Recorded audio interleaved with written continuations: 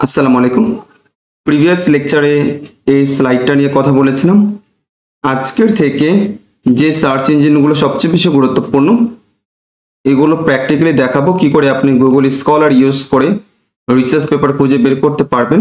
এরপরে lecture, PubMed এরকম করে যেগুলো সবচেয়ে বেশি গুরুত্বপূর্ণ এগুলোর উপর প্রত্যেকটার উপর ইন্ডিভিজুয়াল লেকচার থাকবে।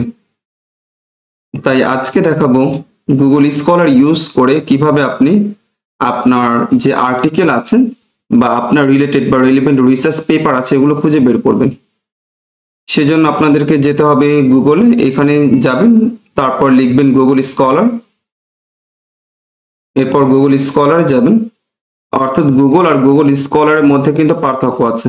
গুগল স্কলার এটা হচ্ছে শুধুমাত্র জার্নাল আর্টিকেলের জন্য বা পাবলিশ আর্টিকেলের জন্য, যেটা কিনা একটা সায়েন্টিফিক কমিউনিটি এখানে পাওয়া যায়।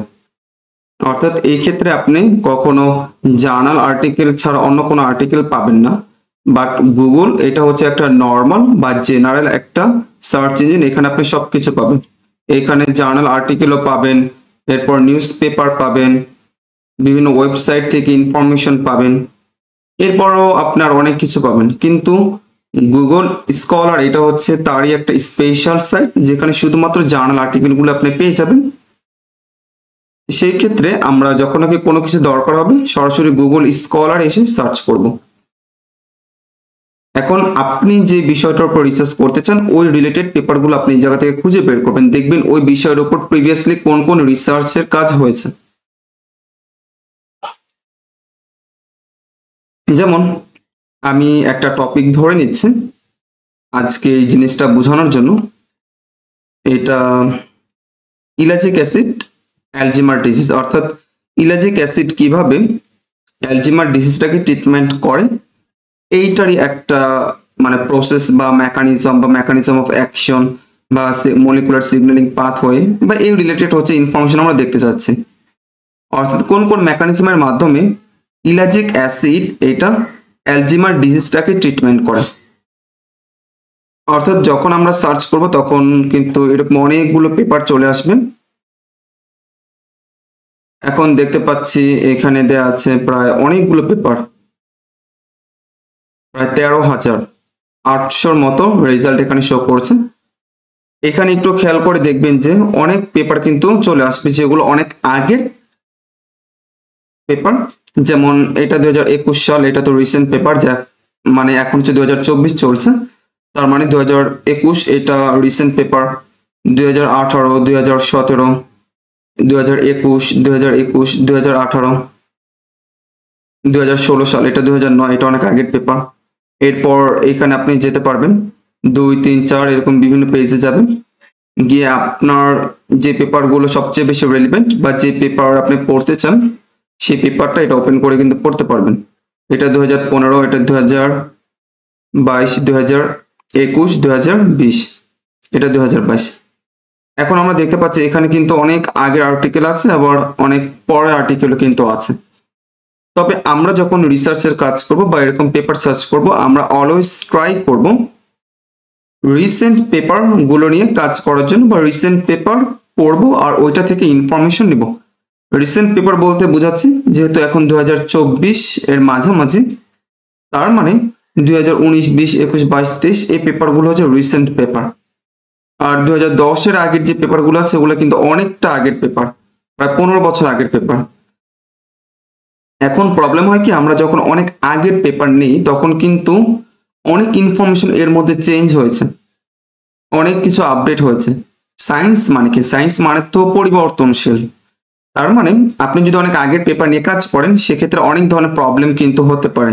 দেখা যাবে যে অনেক আগে ট্রিটমেন্টের জন্য একটা পদ্ধতি ইউজ করা হতো, কিন্তু 4 বছর পর 5 বছর পর এর থেকে অনেক বেস্ট একটা পদ্ধতি বা মেথড কিন্তু আবিষ্কার করা হয়েছে, ইভেন ওইটার মাধ্যমে ট্রিটমেন্ট করা হচ্ছে। এখন আপনি যদি সে অনেক আগের প্রসেসটা এখন বর্তমানে ব্যাখ্যা করেন তাহলে কিন্তু এটা আসলে হলো না, মানে এটা ভুল হবে একদিক দিয়ে ধরতে গেলে। কারণ এখন তো আর আগের প্রসেসগুলো ব্যবহার করা হচ্ছে না, এখন আপডেট একটা প্রসেস বা আপডেট একটা ড্রাগ ইউজ করা হয় ওই ডিজিজটাকে ট্রিটমেন্ট করার জন্য বা ওই প্রবলেমটাকে সলভ করার জন্য।